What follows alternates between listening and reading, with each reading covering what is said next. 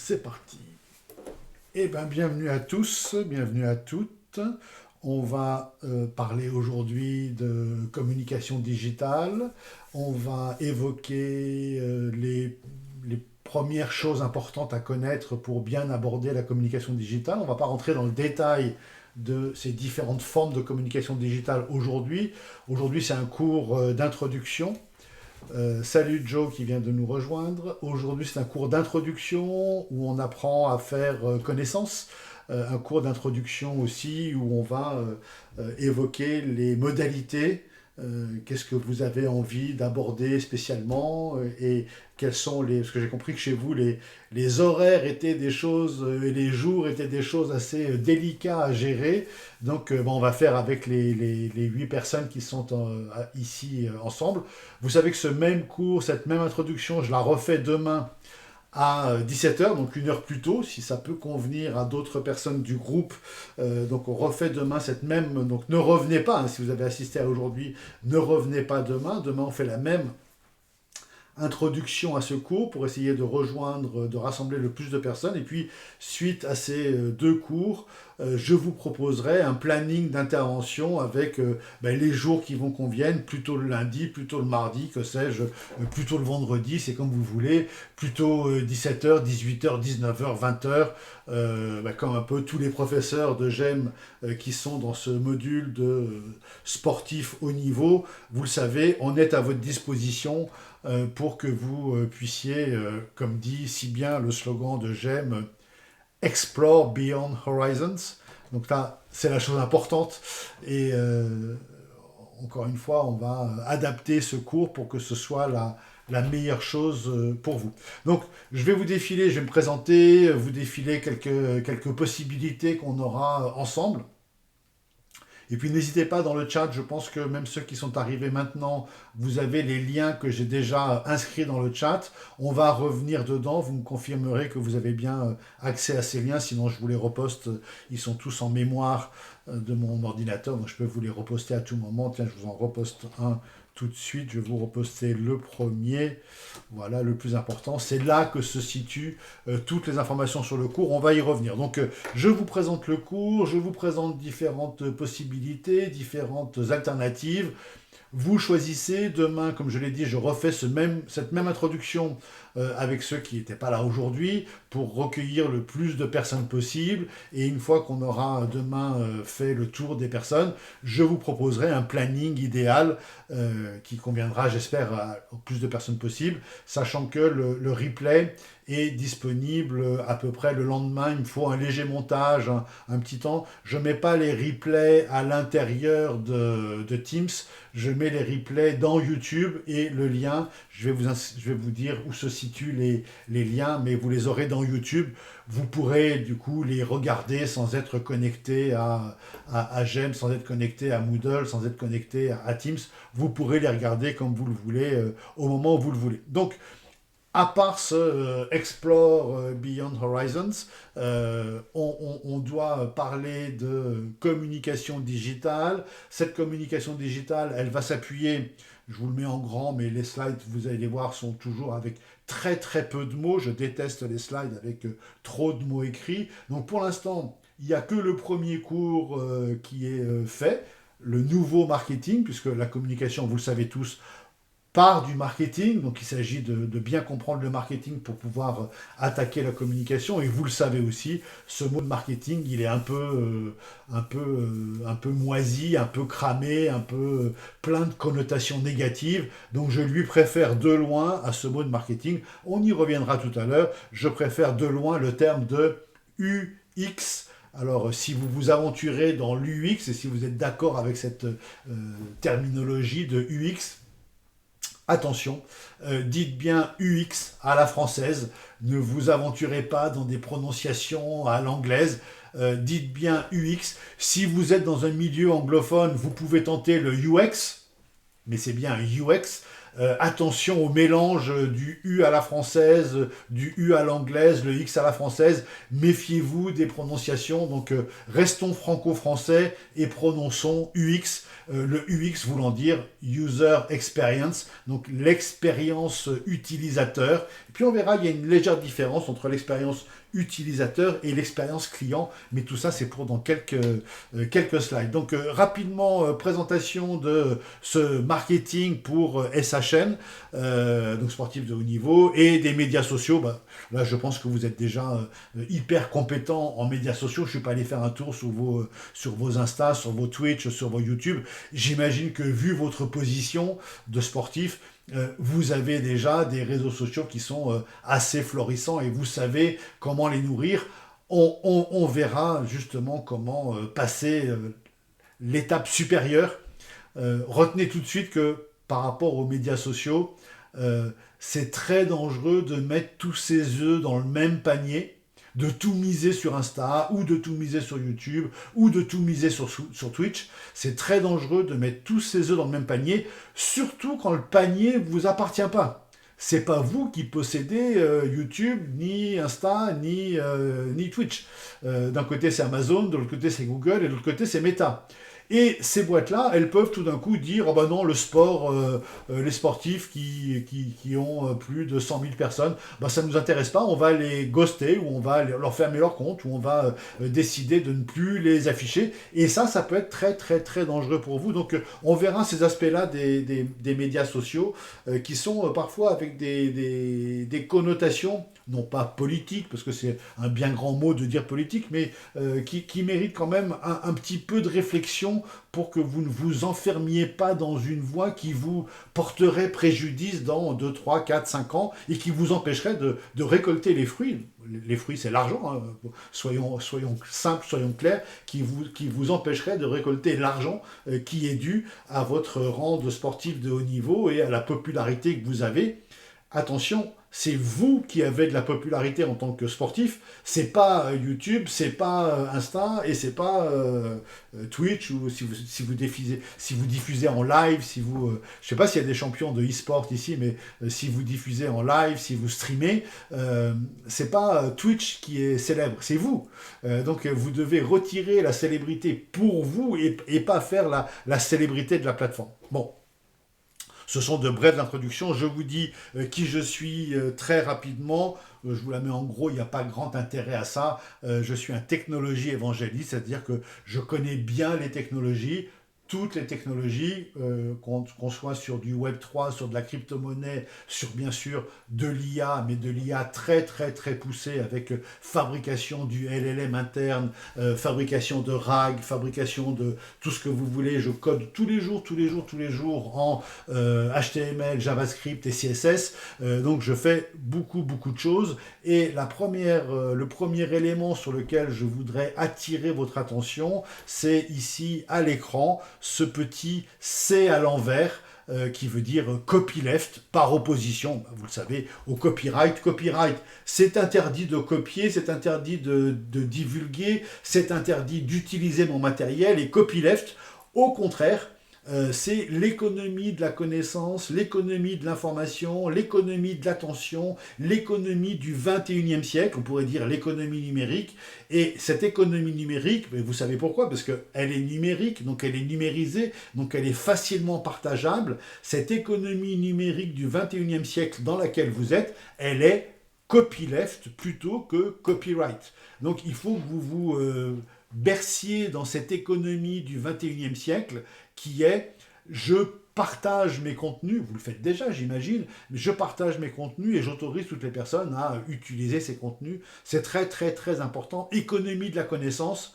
Quand on partage une connaissance, quand on partage une information avec quelqu'un, c'est pas comme quand on partage un bien physique. Si on partage une part de pizza ou si on partage un stylo, quand on donne le stylo ou la part de pizza à quelqu'un, ben nous on l'a plus et lui ou elle l'a. Quand on partage de la connaissance, quand on partage une information, vous gardez votre information et vous la partagez avec quelqu'un qui en bénéficie aussi. Donc on est vraiment dans cette économie du partage et du fameux copyleft. On y reviendra tout au long du cours et tout au long des exemples, et on prendra des exemples dans le sport pour voir comment le copyleft est extrêmement important.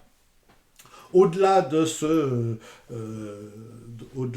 technologie évangéliste, ce qu'il faut que vous reteniez et ce qu'il faut que vous appliquiez à vous-même, c'est ce terme de full stack. Alors, vous êtes des sportifs, vous n'êtes pas des marketeurs, mais le full stack est quelque chose d'extrêmement important. Je prends la plus grosse influenceuse française, Léna Situation. Léna Situation, elle est full stack. Elle fait la stratégie de sa boîte, elle fait l'écriture de ses bouquins, parce qu'elle vient de publier le deuxième, enfin, depuis octobre, ça fait déjà 2 mois. Elle est éditrice de son bouquin, elle a monté une boîte d'édition qui s'appelle Léna Édition, donc elle est éditrice de son bouquin, elle fait le montage de ses vidéos, elle a les idées de jeux de storytelling, elle est la directrice artistique de l'hôtel Mafouf, et c'est ça que ça veut dire full stack. Full stack, ça veut dire qu'on est capable de faire soi-même une dizaine de fonctions, une dizaine de choses. On n'a pas besoin d'une équipe de monteurs, d'une équipe de stratèges, d'une équipe, même s'il faut s'appuyer sur des personnes dont c'est la spécialité, on est capable de le faire tout seul. C'est ça que ça veut dire full stack. Donc en tant que full stack, mettez le mot que vous voulez derrière. Moi, j'ai mis marketeur parce que c'est mon métier, mais full stack sportif. Vous savez bien sûr de base faire votre sport, sinon vous ne seriez pas là, mais en plus de faire votre sport, vous savez faire du média training, vous savez parler radio, télé, journaliste, presse écrite, vous savez monter une vidéo s'il faut monter une vidéo, vous savez faire un short, vous savez la différence entre un short, un reel, une story et un post.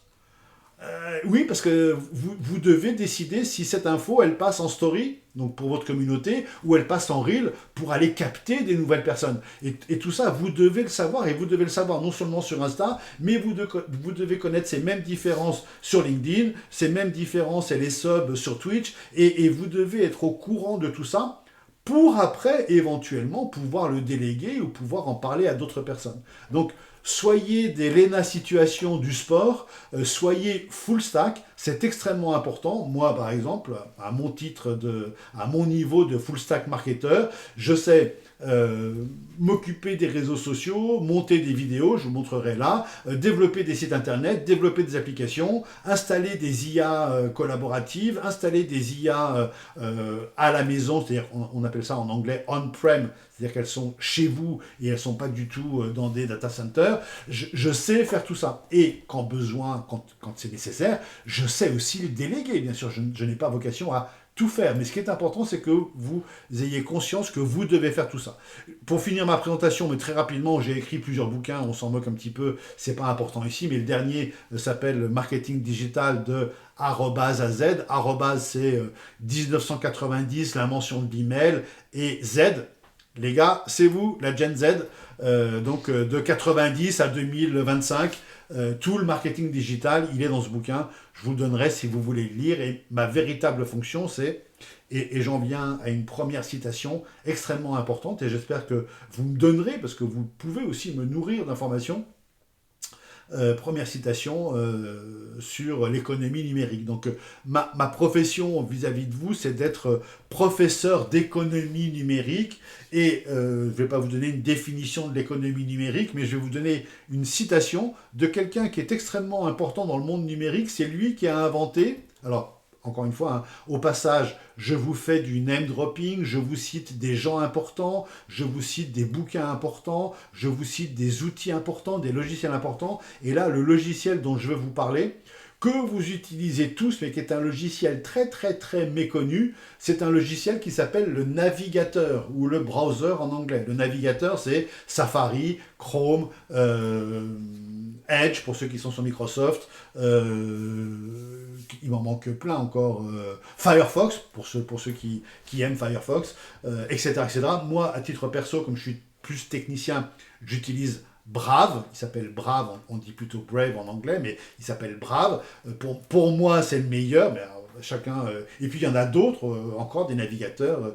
Il y en a un qui s'appelle You, qui est pas mal du tout. Et les principaux fournisseurs d'IA, je vais en citer juste deux, OpenAI et Perplexity, que vous devez connaître, j'imagine, hein, ont lancé leur propre navigateur qui s'appelle Atlas et Comet.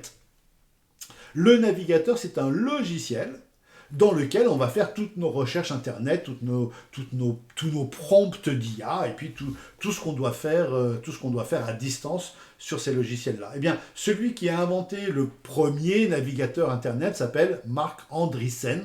Et Marc Andreessen, il a eu cette citation que vous avez en bas là de la slide, qui est très importante, et j'espère que vous me donnerez des idées dans le sport. Software is eating the world. C'est-à-dire que petit à petit, dans notre économie, tout se softwareise.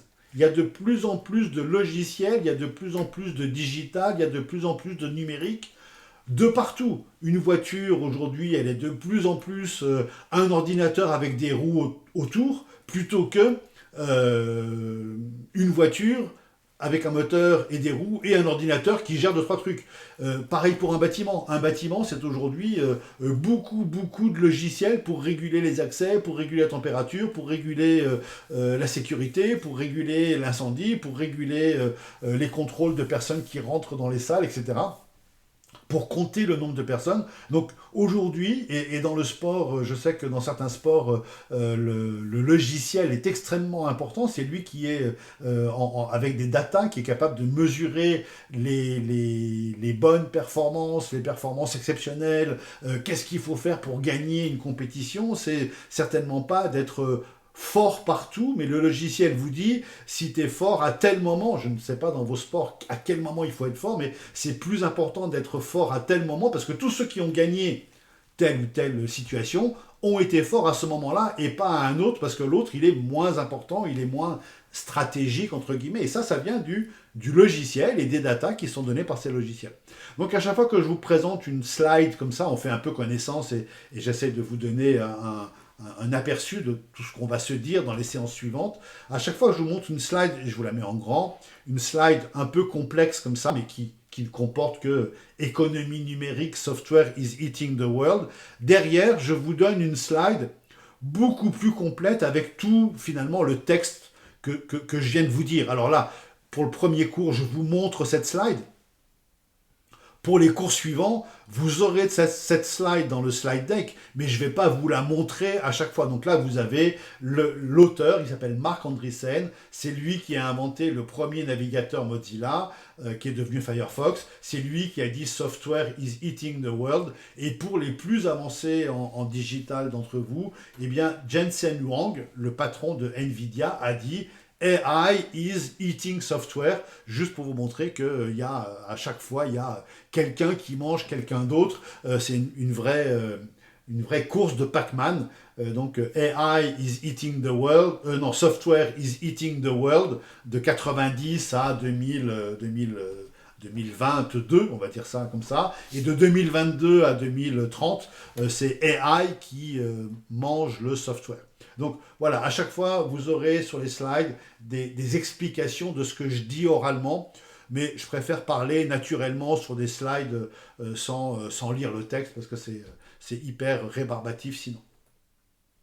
Donc voilà, quelques informations sur ce que je fais, quelques informations sur les transformations digitales qui arrivent. Donc j'essaye en début de cours de vous donner les infos clés pour après, en fin de cours, être plus cool et laisser passer un petit peu laisser passer des échanges ou laisser passer des choses plus anecdotiques. Donc ces transformations digitales que vous vivez là au quotidien chez vous, elles impactent deux niveaux de l'entreprise. Et j'aimerais que vous preniez conscience de ces deux niveaux qu'on peut encore une fois appliquer au sport, parce que le sport est un merveilleux terrain d'entraînement. Le premier niveau, c'est que le digital et la transformation digitale s'appliquent aux produits, aux services, on va dire aux offres qui sont faites par les entreprises.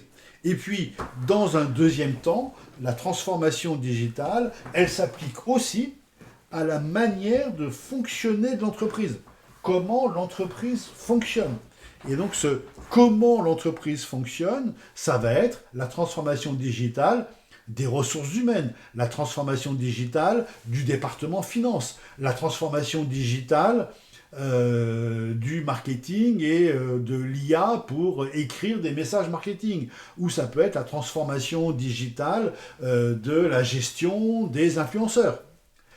Et donc là, vous voyez, c'est plus un process, une méthode de fonctionnement de l'entreprise que le produit qui est proposé au grand public. Donc voilà les deux niveaux de transformation digitale. Donc quand on vous dit tel équipementier ou telle personne fait sa transformation digitale, posez-vous toujours la question de savoir s'ils font la transformation digitale sur les produits et services qu'ils vendent et qu'ils proposent au public, donc sur leur offre, ou s'ils font la transformation digitale en interne dans l'entreprise pour faire évoluer, disons, plus d'agilité, plus de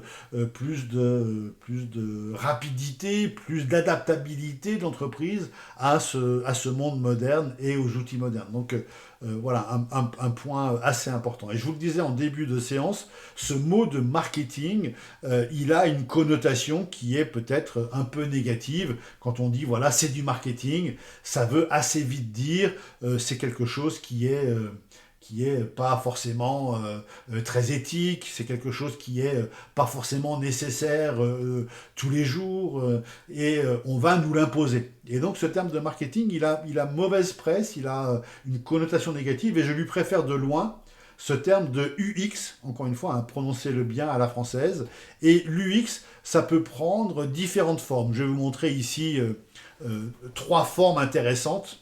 Et puis la 5e, c'est juste pour rigoler entre nous, c'est pas une forme importante, c'est le fameux SX. Donc UX, expérience utilisateur, CX, expérience client, EX, expérience des collaborateurs ou des employés, c'est le E de EX, c'est Employee Experience en anglais. En français, on n'utilise pas trop ce terme d'employé, on préfère dire le terme de collaborateur, donc c'est l'expérience collaborateur. Et si une entreprise veut avoir du succès, il faut qu'à ces 3 niveaux, elle procure une bonne expérience, une expérience agréable, à la fois aux employés, c'est-à-dire que les collaborateurs qui viennent bosser dans l'entreprise, ils sont contents de venir travailler. Au niveau des clients, ceux qui achètent les produits sont contents de les acheter. Et au niveau des utilisateurs, ceux qui utilisent les produits sont contents de les utiliser. Je fais ça très très bref et très très très rapidement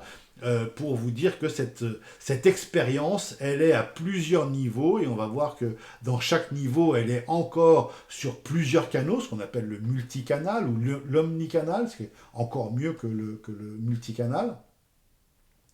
Et si on fait vivre une bonne expérience à ses employés, alors ils s'occuperont bien des clients, et si les clients sont satisfaits, alors les utilisateurs seront peut-être aussi satisfaits. Mais donc il y a une différence, vous le comprenez bien, entre les utilisateurs et les clients. Un client, c'est celui qui paye, et l'utilisateur, c'est celui qui utilise. Parfois, il y a une personne qui paye, et plein d'utilisateurs. Pensez au B2B, quand dans l'entreprise, le directeur informatique choisit d'utiliser tel smartphone, d'acheter tel type de voiture ou d'utiliser tel type de logiciel, eh bien, c'est un client unique, il est un, c'est lui qui paye, c'est lui qui décide.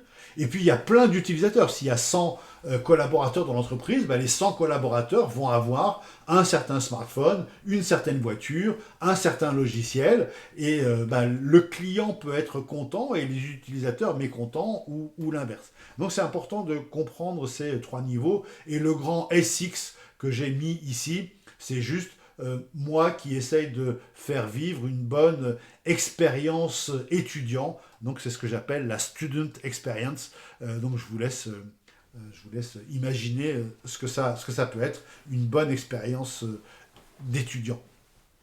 Et cette expérience, qu'elle soit pour le client, pour l'employé ou pour l'utilisateur, on peut la faire vivre à différents niveaux, sur différents canaux. Le premier canal, c'est le physique. quand on est en entreprise, pour le EX par exemple, les locaux de l'entreprise, c'est le physique, le web, ça va être les logiciels, ça va être tout ce qui est utile, le mobile, le social, et pourquoi pas le métavers. Alors il y a beaucoup de personnes qui disent, oui, le métavers, on n'y est pas encore, sauf que, voilà. Première question, est-ce que quelqu'un a l'information à mettre dans le chat? Quel est le premier produit culturel français? Vous, les sportifs, vous devriez le savoir. Quel est le premier produit culturel français? Est-ce que c'est le cinéma, le livre, la bande dessinée, les parcs d'attractions, les vacances, je sais pas quoi, le théâtre? Quel est le premier produit culturel français et européen? Dans le chat, pas d'inspiration. Vous pouvez soit l'écrire dans le chat, je l'ai sous les yeux, soit brancher votre micro et le donner à voix haute. Bon, j'ai pas beaucoup de participation, pas beaucoup d'inspiration ce soir de votre côté. Mais le sport et le gaming. Et le e-sport et le gaming. Le premier produit... Ah, la nourriture, c'était pas idiot, ça, Valentine. Le jeu vidéo, oui, bien sûr. Le gaming, le jeu vidéo. Et donc, le jeu vidéo, c'est quoi le jeu vidéo si ce n'est un métavers? Quand on joue aux jeux vidéo, on rentre dans un univers dans lequel on peut acheter des choses, dans lequel on peut avoir une expérience, dans lequel on peut avoir des amis. Vous avez tous fait des parties de Call of Duty, de World of Warcraft, de ce que vous voulez. Il en existe des centaines. C'est le premier produit culturel français devant le livre, la bande dessinée, le cinéma et tous les produits culturels que vous pourriez avoir, le sport et le e-sport, nous font rentrer dans un métavers. Et donc, pareil, dans un métavers, il doit y avoir cette espèce de... Valentine a dit la nourriture parce qu'elle avait faim, il est 18h27 et c'est l'heure de son dîner. Donc le métavers, c'est quelque chose qui peut être important pour que l'entreprise fasse vivre une bonne expérience. Alors j'ai plein de slides, on va les passer rapidement, vous les verrez dans le slide deck. J'ai plein de slides pour vous dire quelle est la différence entre le UX et le CX. Le UX est plus large que le CX parce qu'on a toujours plus d'utilisateurs que de clients. Il y a plus de gens qui utilisent nos produits que de gens qui les payent. Mais aussi, dans le sens inverse, on fait plus de choses avec les clients qu'on ne le fait avec les utilisateurs. Donc en profondeur, en intensité, en multicanalité, le CX est plus important que l'UX. Donc voilà, en nombre, pour faire simple, en nombre, l'UX est supérieur. En qualité, en intensité, en diversité, le CX est supérieur. Et l'objectif de tout ça, c'est tout simplement d'avoir du user engagement. Et quand on parle de user engagement, on peut se rapporter à votre activité sportive et dire que tout ce que vous faites, vous, pour faire vivre à vos spectateurs, à vos fans, aux personnes qui vous suivent, une bonne expérience, c'est pas juste pour qu'ils kiffent avec vous tel exploit, telle prouesse, telle ou telle chose, mais c'est pour qu'ils s'engagent auprès de vous, pour qu'ils likent vos vidéos, pour qu'ils partagent vos vidéos, pour qu'ils s'abonnent à vos contenus, pour bâtir une communauté et pour obtenir, si on en reste simplement au niveau de sportif, sans passer la barrière de l'après-sport, tirer les revenus de la gestion de votre communauté, ce qu'on va bien sûr apprendre à faire ensemble. On pourrait avoir ce même raisonnement, je vous passe juste 2-3 slides sur mes petits chouchous, on pourrait avoir le même raisonnement sur, vous reconnaissez tous PNL, on pourrait avoir le même raisonnement sur Aya, on pourrait avoir le même raisonnement sur Joule. Ce ne sont pas des sportifs, ce sont des artistes, des rappeurs, le même raisonnement sur Orelsan, c'est son fameux drapeau, etc. Le même raisonnement sur Riles, le même raisonnement sur... là vous voyez de quoi je parle ici. Et la personne qui va succéder certainement à Lena Situation, Magla, pour ceux qui la connaissent, pour les personnes qui sont assez souvent en ligne, c'est une personne qui peut tout à fait reprendre la suite. Mais ces personnes-là, je ne les ai pas citées dans le sport parce que je n'ai pas les exemples dans le sport, je les ai dans le rap et dans la musique, mais pas dans le sport. Mais je pense que c'est exactement la même chose. La capacité à fédérer une communauté sur plusieurs canaux pour après faire soit des bonnes causes, comme le Z-Event, comme toutes les choses caritatives que vous pouvez faire, ou simplement en faire après un métier par rapport au sponsoring, par rapport à tout ça. Donc voilà, on a fait un petit tour général. Je vais vous parler de quelques informations sur le marketing, mais on va faire une petite pause pour que vous puissiez, maintenant que tout le monde est bien arrivé, pour que vous puissiez prendre la parole et pour que je puisse vous montrer aussi l'endroit où se situent toutes les informations sur le cours. Donc, premier endroit où se situent les informations sur le cours, c'est le site internet que j'ai fait pour vous. Donc là, il date d'hier, donc il est tout neuf, tout beau, tout jeune. J'aime Bachelor Communication Digitale, spécial sportif de haut niveau. Je vous le mets en grand ici. Voilà. Donc vous avez plein d'infos. Je reviendrai sur ces infos un peu plus tard. Vous avez les workshops. C'est pas évident qu'on les fasse tous, mais pour ceux qui veulent vraiment apprendre beaucoup plus que les 10 séances qu'on fera ensemble, là vous pouvez avoir un aperçu des workshops, des ressources sur l'IA, sur les acronymes, sur des bouquins, sur plein de choses intéressantes, des révisions si vous avez envie de réviser. Là par exemple on vient de parler de UX-CX, vous avez des flip cards qui vous permettent de réviser ce qu'est l'UX, CX. C'est ce que je viens de dire, physique, web, mobile, social et métavers. Donc voilà ce que vous pouvez faire ici à apprendre tout ça. Et là, on a épisode 1, 16-17 décembre. Donc là, on a le lien vers le Teams qu'on est en train de faire. Et vous avez là les slides. Vous avez une slide par page. Là, vous avez 16 slides par page. C'est parfois plus intéressant pour voir globalement tout ce qu'on s'est dit. Et puis, très fréquemment, je saute une partie des slides. Là, j'ai sauté un blind test sur PNL. Je n'avais pas envie de vous faire perdre votre temps. On passe un peu plus vite. J'ai sauté quelques slides sur la LTV et le CAC. On en reparlera plus tard. Mais ça peut être intéressant pour vous d'avoir une vision comme ça avec 16 slides par page.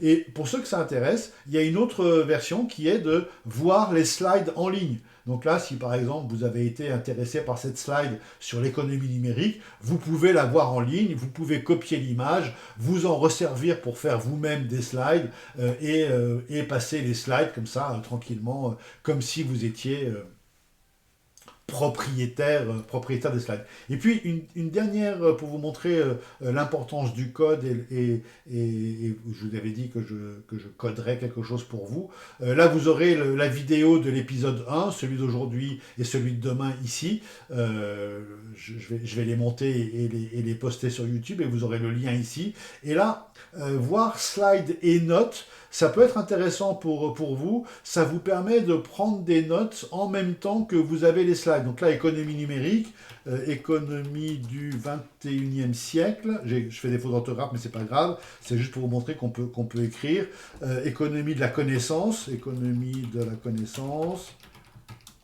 et du partage. Je fais des fautes d'orthographe, mais c'est pas grave, vous comprenez le sens. Donc vous pouvez écrire vos petits commentaires sur, là c'est un produit, et ça vous permet de réviser en même temps. Deux, c'est les process de l'entreprise, ou l'interne de l'entreprise, la transformation digitale au niveau du produit, il manque un i, et au niveau du process. Et une fois que vous avez pris toutes vos notes, vous pouvez enregistrer les slides et les notes en PDF. Ça vous fait un PDF avec la slide et vos notes à vous. Donc ça peut être intéressant de faire ça. Mais attention, si vous fermez, vous perdez vos notes, parce que je ne les enregistre pas, bien sûr. C'est vous qui devez vous-même les enregistrer. Donc voilà où se situent les informations importantes sur ce site que je vous ai mis dans le chat.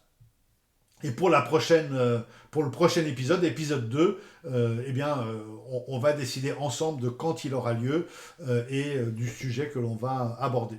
Vous avez aussi bien sûr tout ça qui est sur Moodle aussi. Je vous donne le lien de Moodle, mais je pense que vous l'avez déjà, ce lien de Moodle. Le lien de Moodle, donc communication générale. Vous avez là ma présentation, si ça vous intéresse. Vous avez ici tout ce que je viens de dire. Et là, vous avez à nouveau les slides du cours que l'on fait ensemble. Je les remets dans Moodle si les personnes perdent, pour ceux qui viennent jamais au cours, s'ils le perdent, vous avez toutes les informations qui sont aussi dans Moodle.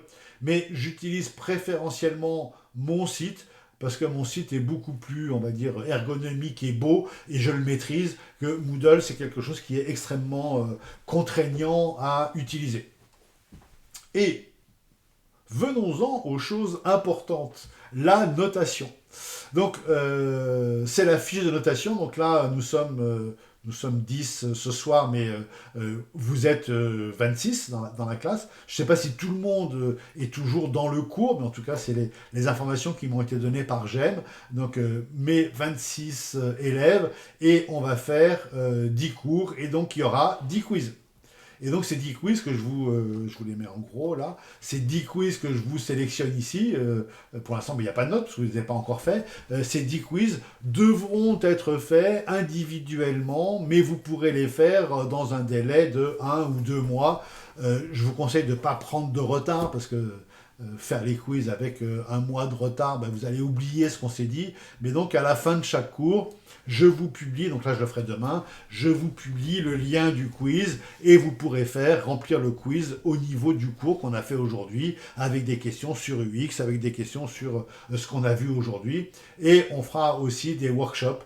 Alors je ne sais pas lesquels on fera ensemble. Ce seront des travaux de groupe. Donc il n'y aura pas d'examen final, il n'y aura pas de partiel. Le cours, il est 100% en évaluation continue, à la fois individuelle à travers les quiz qui sont très simples, et aussi sur un ou deux travaux de groupe qui seront eux plus complexes. Il n'y aura pas de présentation à faire, mais vous devrez me remettre un dossier sur un travail de groupe. Et on verra l'intensité et le nombre d'heures nécessaires pour faire ces travaux de groupe en fonction de votre activité, en fonction du temps que vous pouvez consacrer. On va adapter tout ça. Et donc, au dernier cours, au 10e cours, parce qu'on va se voir 10 fois, au 10e cours, vous aurez la moyenne de vos quiz et la moyenne du travail de groupe, et vous saurez à quelques dixièmes près, vous saurez la note que vous allez avoir sur ce module pour ce trimestre. Donc les choses sont claires. Est-ce que ça convient à tout le monde d'avoir un quiz par séance? Comme ça, les choses sont bien claires. Et ce quiz, vous pouvez le faire soit demain soir, soit ce week-end, soit dans un mois, soit dans 2 mois. Il y a des élèves qui attendent la fin pour faire tous les quiz. Je ne pense pas que ce soit une bonne solution. Il y en a qui font les quiz au jour le jour, comme ça ils voient leurs notes progresser, ils voient s'ils doivent s'arracher un peu ou s'ils sont dans les temps. Pareil pour le travail de groupe, il y en a qui le rendent le dernier jour. Et du coup, ils n'ont pas leur note immédiatement, parce qu'il me faut le temps de le corriger. Il y en a qui le rendent un petit peu avant, comme ça ils ont déjà la note et ils peuvent se faire une idée sur ce qu'ils vont avoir comme note. Donc voilà le dispositif que je vous propose. Et maintenant, j'aimerais vous entendre, les 10 qui sont là, encore une fois, soit en branchant votre micro, soit dans le chat. Quel est le jour et l'horaire qui vous convient le mieux pour ces cours, sachant que les cours, là, on en est à peu près à 30 minutes de cours. Les cours sont, suivant l'intensité, entre 1h15, 1h30 de cours. Donc vers quelle heure vous souhaitez les cours? Ça peut être, encore une fois, ça peut être à midi, à 13h, à 17h, 18h comme aujourd'hui, 19h, 20h.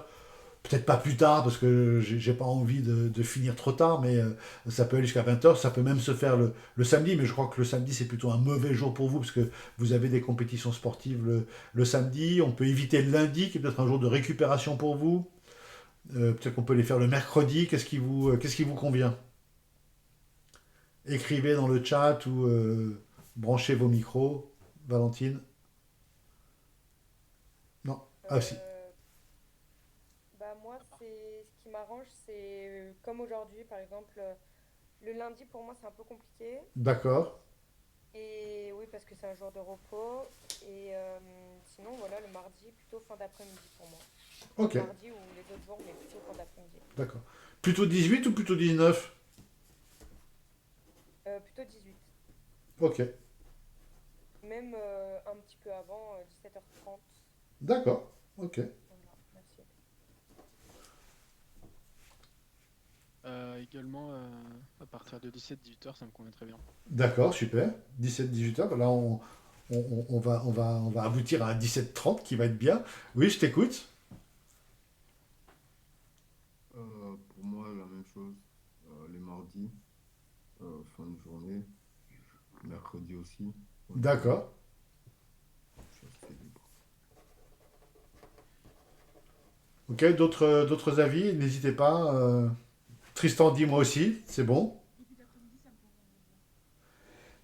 Début d'après-midi, c'est 14 heures, c'est ça?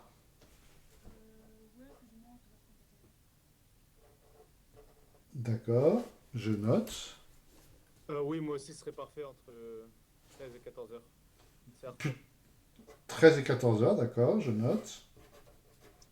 Pour moi, ça serait pareil, fin d'après-midi, mais pas le lundi, donc plus vers 18h, 17h, 18h, ça me dérange pas. D'accord, ça marche. Donc j'ai compris pour tout le monde, pas le lundi, on va dire pas le vendredi non plus, parce que vous pouvez avoir des déplacements et partir. Donc on est sur un mardi, mercredi, jeudi, éventuellement, soit quelques cours en début d'après-midi pour plaire à Arthur et une autre personne, et puis soit du 17h30 pour plaire aux autres. On est Oui, bon. Oui. Ok, génial. Bah, écoutez, super. Vous êtes ok avec un quiz par... c'est un quiz rapide qui se fait en, allez, 5 à 10 minutes qui permet de vérifier chaque cours, que c'est bien appris, vous avez bien compris les choses, vous faire écrire. Souvent, vous faites du copier-coller, je le sais bien, mais ça permet si vous retenez au moins les questions du quiz, vous avez une structure de cours qui tient la route, vous avez le vocabulaire, vous savez de quoi on parle, donc ça vous permet de mieux négocier avec les entreprises, d'être pris peut-être plus au sérieux. Non pas que vous ne soyez pas pris au sérieux, mais d'être pris comme des professionnels du digital, des professionnels de la communication, ce qui pour un sportif est quelque chose, à mon sens, hein, d'extrêmement important. Ok, super. Eh bien, écoutez, je vous propose de continuer quelques slides pour avoir un aperçu rapide et puis de finir sur une petite expérience et des lois du digital. Donc là, on a fait 40, enfin 30-40 minutes de cours. On fait encore 20 minutes. On apprend deux, trois choses et vous me direz après dans le chat à la fin du cours, je laisserai la conférence ouverte quand je vous aurai salué. Donnez-moi votre avis sur l'intensité. Est-ce qu'il y a trop d'infos, pas assez d'infos, ça va assez vite, pas assez vite? Vous voulez quelque chose de beaucoup plus scolaire avec petit 1, petit 2, petit 3 ou cette présentation sous forme de conférence, sous forme non pas d'interaction parce qu'on ne se parle pas beaucoup, mais ce système un peu plus conférence d'entreprise plutôt que cours de base avec chapitre, petit 1, petit 2, petit 3, petit 4, définition, etc. Si ça vous convient, donc vous me direz ça à la fin du cours. Et je voudrais continuer sur cette idée que le marketing lui-même est quelque chose qui est parfois extrêmement délicat avec ce fameux marketing, c'est quand même créer des besoins, c'est faire consommer les gens, c'est pas terrible. Avec ces ouvrages, c'est pas moi qui dis marketing sucks, hein, c'est des ouvrages qui parlent de tous les marketeurs sont des menteurs, qui est un ouvrage très important de Seth Godin. Vous pouvez retenir ce nom d'auteur, il est très important. C'est monsieur, facile à retenir en français, c'est monsieur Godin. Bon, en anglais on prononce Godin, mais ce monsieur Godin ou Godin, c'est quelqu'un d'important dans le marketing et la communication digitale. Donc vous pouvez retenir ce nom, c'est un mot important. Donc qu'est-ce qu'on veut dire par le marketing est mort, le marketing doit être rénové? Et ce que je vous proposais tout à l'heure, c'était de remplacer le mot de marketing par UX. Et je vais vous montrer maintenant toutes les choses qui font que le marketing est aujourd'hui décrié avec une connotation un peu négative. Et je vais vous montrer la slide la plus pourrie qui existe. Et elle est dégueulasse au niveau de la typo, au niveau de la police, au niveau de la couleur. Tout est horrible.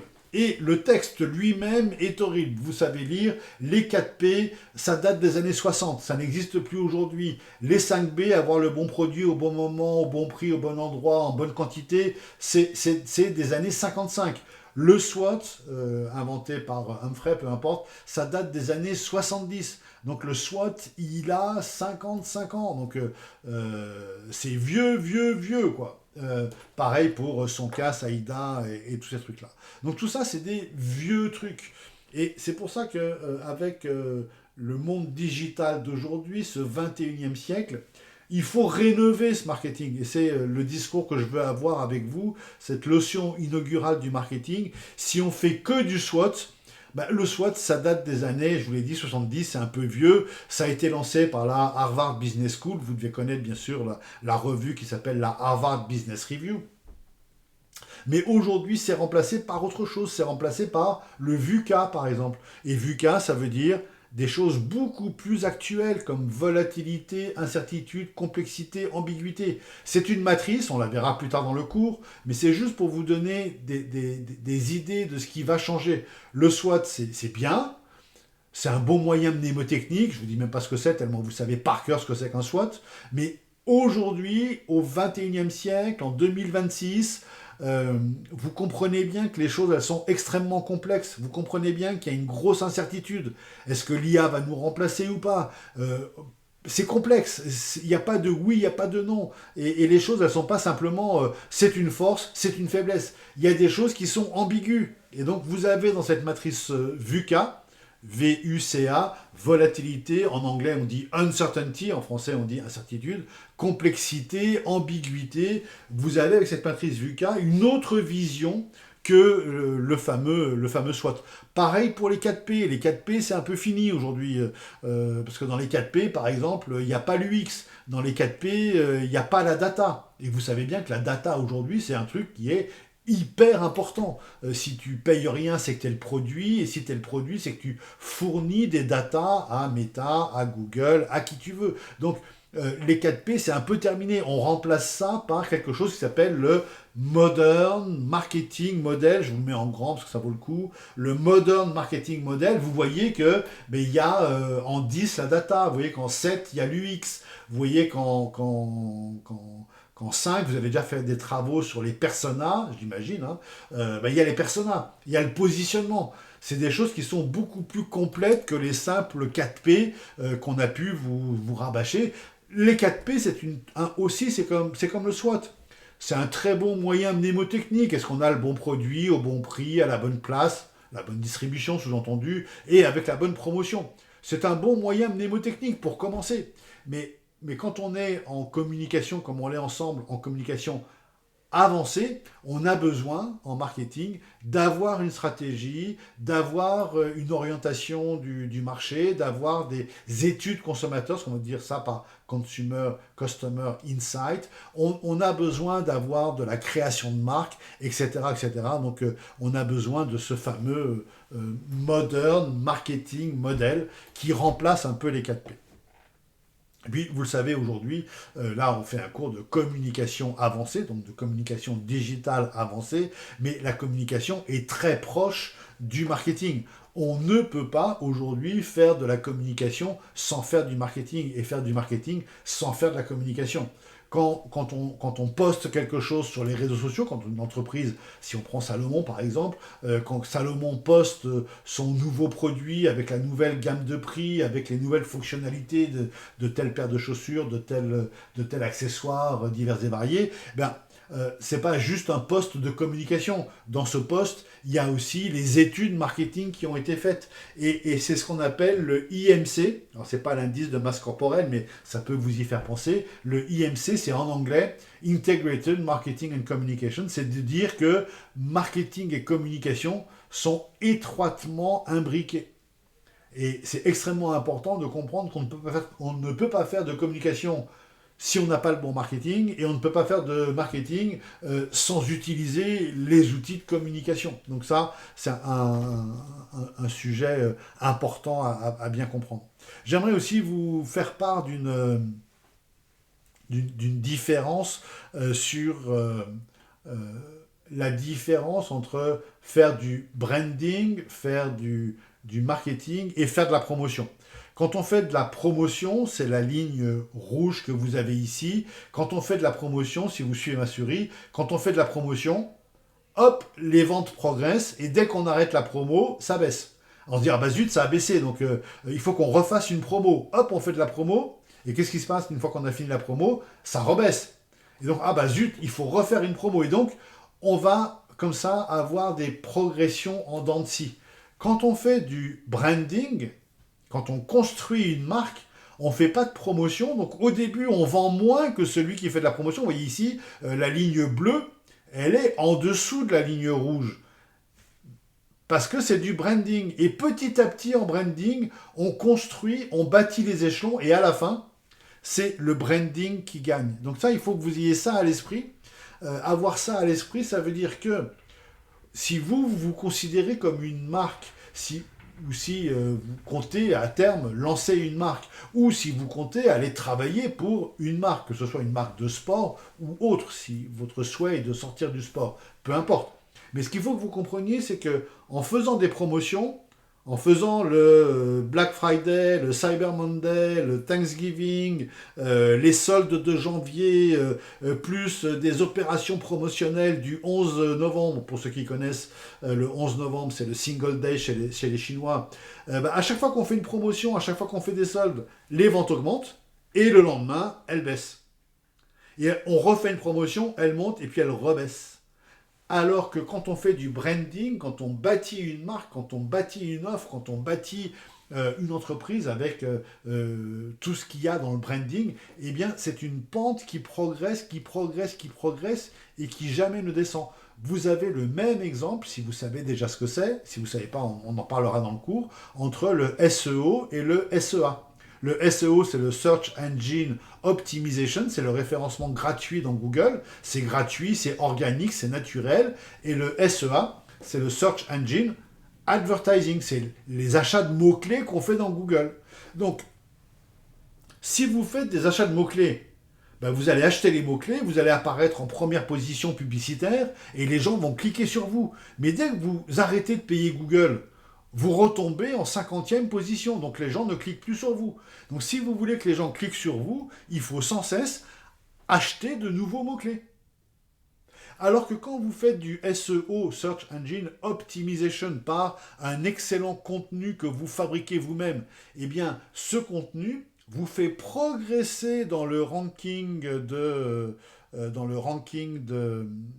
Google et vous ne baissez jamais. Donc vous payez du contenu et c'est ce qu'il faut faire comprendre aux marques quand vous négociez avec elles. C'est-à-dire qu'en vous utilisant comme influenceur, elles améliorent le contenu de leur marque, elles améliorent le brand content, elles améliorent le SEO qui ne redescendra plus.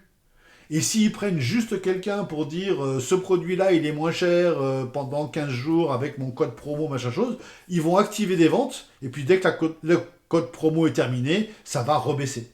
Donc soyez bien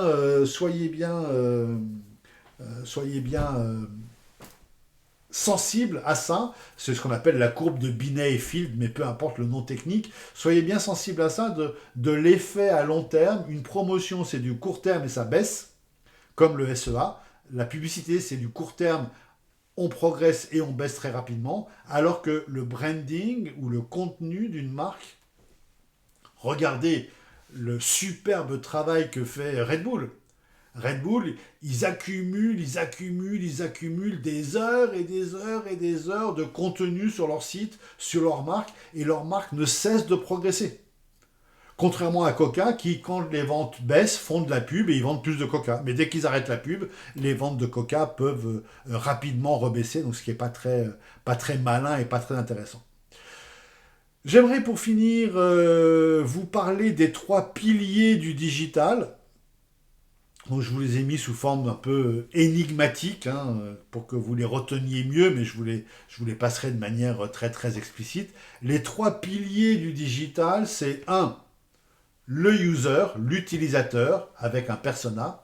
2, le parcours de cet utilisateur, le parcours client, le parcours utilisateur, avec tous les points de contact, vous les voyez en rose. Là, sur ce schéma, j'ai 1, 2, 3, 4, 5 points de contact, et avec cette idée que chaque point de contact doit être une énorme satisfaction pour le client. Et le 3e pilier du digital, c'est, je dis bien sûr parce que j'ai envie que vous reteniez ça, mais c'est le 3e point de contact. Le 3e pilier, c'est le fameux digital, qui est extrêmement important avec la data. Donc qui dit digital, dit data. Si vous retenez ça aujourd'hui, c'est extrêmement bien. Et si vous retenez aussi que les 3 piliers du digital, c'est 1, l'utilisateur avec le persona, 2, le parcours client avec les points de contact, en anglais on dit touch point, et 3, c'est la data qu'on a récoltée qui va nous permettre d'améliorer le service complémentaire. Ben, je pense que vous avez tout compris. Je voudrais vous montrer juste une opération qui était intéressante. Parce qu'elle est liée au sport. C'est l'inauguration d'un magasin qui s'appelle Distance. Et pendant une semaine, Distance a dit la chose suivante: vous pouvez gagner toutes les paires de baskets, c'est des vendeurs de sneakers, des vendeurs de chaussures de course, etc.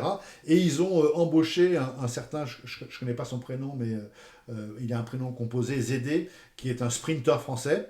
Ils ont embauché ZD comme vigile, ils ont dit: vous pouvez gagner toutes les paires que vous arrivez à voler du magasin si vous n'êtes pas rattrapé par notre sprinter. Et donc, en une semaine, ils ont perdu 4 paires qui ont été dérobées, et le sprinter n'a pas pu rattraper celui qui avait volé la paire. Donc là, vous voyez sur la photo ici, vous voyez une jeune femme qui est en train de courir avec une paire, il y a encore le prix dessus. Et elle, par exemple, elle n'a pas été rattrapée, donc elle a gagné sa paire de baskets. Donc, voilà, plutôt que de dire le magasin Distance ouvre et on fait moins 20% pendant l'ouverture pour faire connaître le magasin, là ils ont fait une opération qui non seulement les a fait connaître, mais qui en plus les a fait aimer et les a fait apprécier, et c'est quelque chose qui est quand même mieux que de faire simplement une promotion.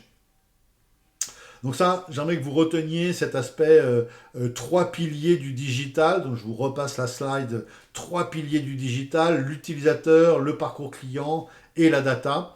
Et que vous reteniez que le Figital est représenté par ce fameux QR code. Donc je vous le montre en grand si vous voulez le flasher. Pas grand intérêt de flasher ce QR code, mais celui-là est déjà plus intéressant, de QR code. C'est un QR code qui va sur Linktree. Alors j'en profite pour vous donner mon Linktree, puis on va aller le visiter pour rigoler, et pour que vous compreniez que vous devez tous en avoir un de Linktree. Je vous l'ai mis en grand, vous pouvez le flasher. Peut-être vous connaissez déjà ce qu'est Linktree. C'est gratuit, et ça vous permet de mettre tous les liens qui concernent votre activité, de mettre tous ces liens sur un seul endroit. Alors je vous montre comment on se sert du Linktree. Donc vous allez ouvrir un compte chez Linktree. Moi j'ai déjà le mien. Je clique sur mon Linktree et vous avez là, avec je vous mets en grand, avec ma photo, le numéro de téléphone que je veux mettre, mon titre. Tous mes réseaux sociaux sont ici, y compris Substack, y compris TikTok, y compris LinkedIn, etc. Et derrière, mon WhatsApp pour me contacter. Et puis derrière, toutes les opérations que je fais avec des petites photos, des grandes photos. Enfin, il y a moyen de faire plein de choses. Et pour vous qui avez besoin de communiquer auprès d'un public très très large sur plein de réseaux, c'est extrêmement intéressant pour vous de pouvoir communiquer votre Linktree et d'avoir un QR code qui mène à votre Linktree, et que dans vos bios YouTube, Insta, Twitch, etc., qu'il y ait votre lien Linktree, parce que quand on clique dessus, on voit tout ce que vous faites. Et vous pouvez mettre des liens vers des opérations que vous parrainez, des opérations que vous sponsorisez, des activités, pas des activités, mais des compétitions que vous faites, ben là, vous pouvez mettre votre programme de compétition et vous êtes, je dis n'importe quoi, le 12 janvier à tel endroit pour faire telle opération. Ben, vous pouvez le mettre ici, les gens cliquent, ils voient les billets, ils voient l'endroit où ça se passe, ils voient comment ça peut se développer. Et pour vous, c'est, à mon avis, extrêmement intéressant de développer ce Linktree. Donc voilà, on a fait le tour. J'ai tenu à faire tout ça en juste 1 heure, à vous rappeler le merveilleux slogan de Alpine, j'aime Alpine Business School, Explore Beyond Horizons. Donc c'est important de bien voir au-delà de simplement ce que vous voyez au quotidien, d'être assez perspicace. Et avec ça, le cours s'achève. Donc je coupe l'enregistrement.